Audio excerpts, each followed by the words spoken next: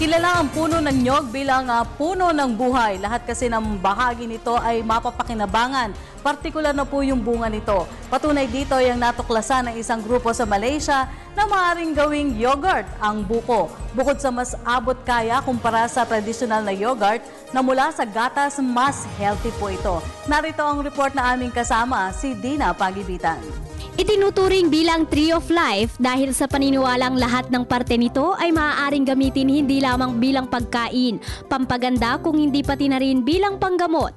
Ito ang niyog o coconut tree. May scientific name na Cocos nucifera.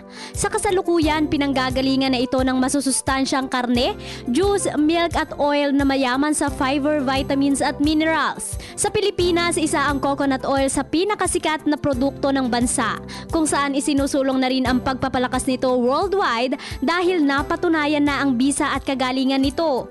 Samantala sa bansang Malaysia naman, isang grupo ng researchers sa University Technology o UTM ang matagumpay na nakagawa ng coconut-based yogurt concoction na magiging alternatibo sa traditional dairy-based yogurt.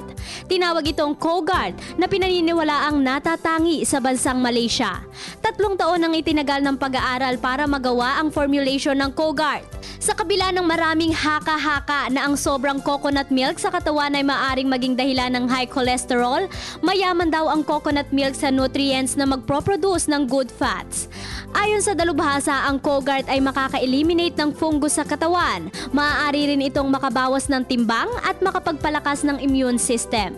Nagwagi ang nasabing imbensyon ng gintong medalya sa International Invention, Innovation and Technology Exhibition 2013 sa Kuala Lumpur. Matitikman naman ang nasabing Kogurt sa fruity and chocolate flavors na may lifespan na 7 to 10 days. Para sa Telebisyon ng Bayan, ako si Dina Pagibitan.